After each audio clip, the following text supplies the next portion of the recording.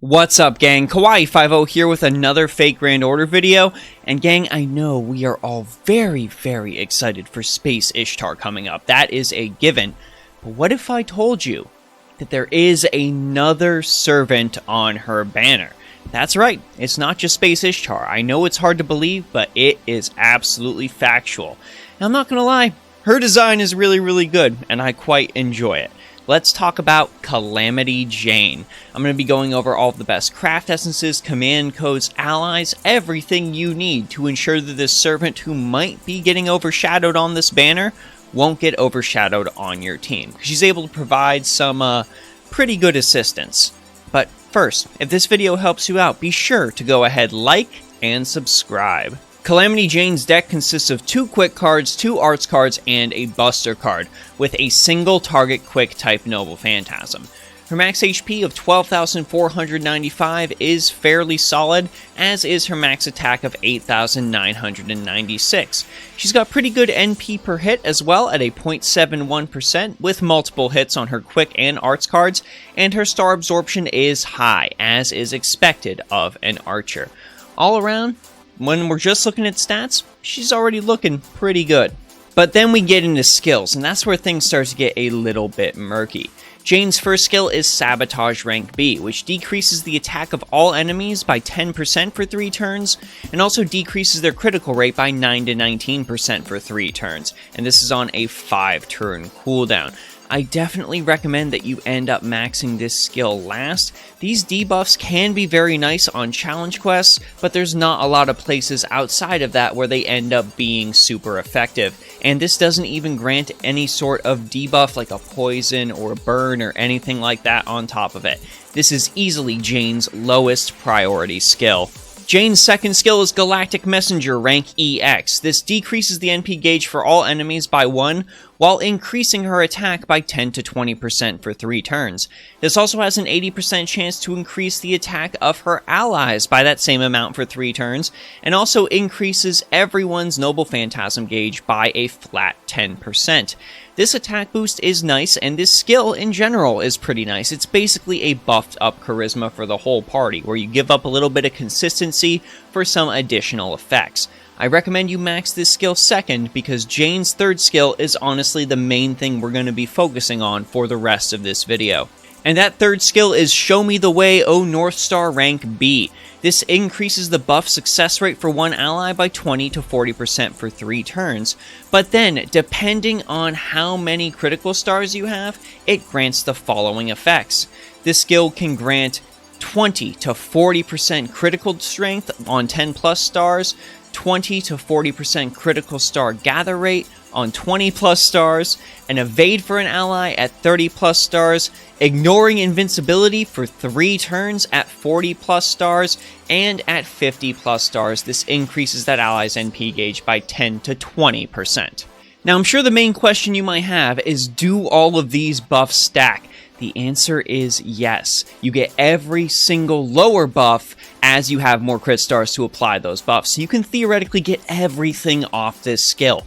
This easily makes it Calamity Jane's absolute best skill, and we need to max this first at the highest priority. This is the skill that you want, this is the skill that you need, and this is the skill we're going to be sort of building our Calamity Jane around, because it's the way to make her most effective and make her a very good member of your team. Append skills are thankfully simple, just go ahead and give her mana loading. That 10 to 20% starting gauge is helpful on absolutely everybody. And Jane's Noble Phantasm is Space Dead Man's Hand. This gives her 1 turn of sure hit, and it also deals 1200 to 2000% damage to a single enemy, as expected of a single target Noble Phantasm. But this also decreases that enemy's defense and decreases their quick resistance to boot, and both of these effects activate before damage is dealt. If you end up investing in this Noble Phantasm, it can be a pretty powerful single target damage dealer, so definitely keep that in mind if you need a single target quick archer to become a boss slayer, because Jane might fit that bill for you. So what allies do we give Calamity Jane? Well, of course, if you're using her as your main damage dealer, you want someone like Skahawk Scotty or Wuzei Sean in order to up her overall quick damage. But there's another effect that I think can be really useful with Jane, and that's building a team around her third skill. I'm sure some veteran players will remember Chiron. Chiron has a powerful slew of buffs, and most players just have him on the field in the beginning, pop his skill, and then go ahead and swap him back out for somebody else to buff their main damage dealer. And we can honestly use Calamity Jane in the same way. We've just got to make sure that we generate those critical stars first, and there's going to be a way to do that when it comes to craft essences. So here's a bunch of servants. I decided to focus mostly on the fact that they are single target quick type servants that lack that Pierce invincibility buff. So being able to pull Jane onto the field from your back line with a Chaldea combat uniform at will to give your damage dealer that Pierce invincibility is going to be a very, very good boost for them. And of course, we're going to start with a freebie option in the form of Sasaki Kojiro. Kojiro, one of the most legendary one-star servants who's gotten a slew of buffs to remain relevant throughout the long lifespan of Fate Grand Order. However, this man, in all of his power, he's got Sure Hit, but he doesn't have Pierce Invincibility just yet. Jane can go ahead and provide him that, as well as provide him with some massive boosts to his critical strength and star gather rate in order to ensure that he's able to cleave through all of his enemies. Now here's where we start getting into the 4 stars, and if we're bringing Jane along, odds are there might be some enemies out there that are weak against archers. But there's another archer I feel like could really get buffed from Jane that veterans on JP are going to really like, that I recommend, and that is Balbon Seath. Balbon Seath, also known as Fairy Knight Tristan, is an incredible archer. Really ended up dominating between her and Barghest on that banner, though I know a lot of players prefer Barghest for certain reasons. Anyways, the important thing here is that Fetch Fail Not, while it provides Sure Hit, does not provide Pierce Invincibility, so that can end up hurting your Balbon Seath. But Fetch Fail Not is an incredibly powerful noble phantasm that has similar potencies to Jane's, but on top of that, if you end up using it after Jane's, you can benefit from Jane's defense and quick resist reductions, and then have your Balbon Seath hit the enemy, and then provide some curses on them. So the 2 noble phantasms didn't kill them, odds are the curses are going to take them down soon enough. Combine it with that HP drain and that NP gauge drain, and there's a good chance that your Balbon Seath is going to be able to easily noble phantasm again, depending on where you pop that. Just an immensely powerful servant, as really all Fae should be. Going back to a more NA relevant servant that could definitely benefit from that Pierce Invincibility and crit damage would be Atalanta Altar. She's already got some very, very good ways to increase her critical star gather rate thanks to her Demonic Habituation skill, which has yet to hit NA, but when it does, it's gonna be nutty. Most importantly, her main critical damage buff is tied to her only source of survivability. So having Calamity Jane pop on the field to provide her that crit buff is going to allow you to save Atalanta Altar's own evade for when she really needs it to evade some mechanics in a fight. It just works. Of course, how can I mention single target quick damage dealers without mentioning Kama? It is just impossible. And Calamity Jane's Noble Phantasm on top of her 3rd skill is going to be very, very helpful for Kama. If you remember, Kama gets a quick card effectiveness boost tied to her Noble Phantasm that activates before damage is dealt. And on top of that, she can increase her own NP overcharge rate. Attacking an enemy with a defense reduction as well as a quick reduction, follow that up with a full quick chain while Kama's critical damage is getting massively boosted from Calamity Jane's buff. I pity any enemy that gets caught in that absolute onslaught. And finally, I actually want to mention a servant that really doesn't get a Sure Hit or a Pierce Invincibility at all, and it's kind of a shame. That servant being Okita Soji. OG Okita can benefit a lot from having Calamity Jane on the team, because Calamity Jane is able to provide her with not only a slight boost to her Noble Phantasm gain, but also with a critical strength boost, which is crucial for NA right now, because she is not getting the buff to her weak constitution skill until at minimum 9/20/23. NA has a very long time to wait before Okita is able to grant herself any kind of critical strength boost outside of sacrificing her own evade in order to get there.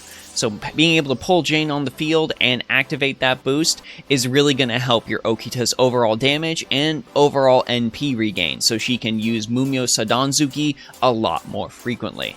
Now there's a few craft essences we want to use in order to enable this on Calamity Jane. The most recognizable one, of course, being Golden Catches the Carp, which will just straight up give you 20 critical stars and a starting 50% NP gauge when Calamity Jane hits the field. I know there's a lot of players out there that missed that and have started fairly recently, but don't worry, because if you manage to play the Oku event, you have a craft essence similar to this in your arsenal, and that craft essence is Crowning Beauty Greater Glory. This can also grant the 20 crit stars, but also increases Jane's arts card and quick card effectiveness, so it is arguably better for her. But wait, this is actually baked into Calamity Jane's overall kit as well, though you're going to have to use her a lot in order for this to happen. Jane's Bond CE, Cheerleader Shooting Stars, does grant 20 critical stars when she enters the field, while also increasing her powerful Noble Phantasm's damage by 30%. If you don't have either of those two options I recommended, then grinding out Jane's Bond level in order to get this craft essence is going to be your optimal bet. But if you want to use Jane as a damage dealer, well, there's really one big recommendation that is fairly free that I can recommend from a recent rerun, and that is 3 Anglers. Odds are you picked up one of these during the recent Oniland event rerun, and you can get Jane quick card effectiveness, NP strength, and critical strength, which as a single target NP quick archer are 3 stats that she's really going to like.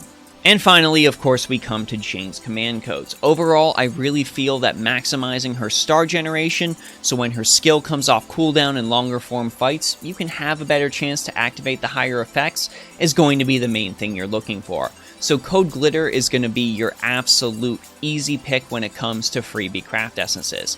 If you happen to have Crest of Humanity hanging around still, that is a far better one, granting 30% critical star generation rate instead.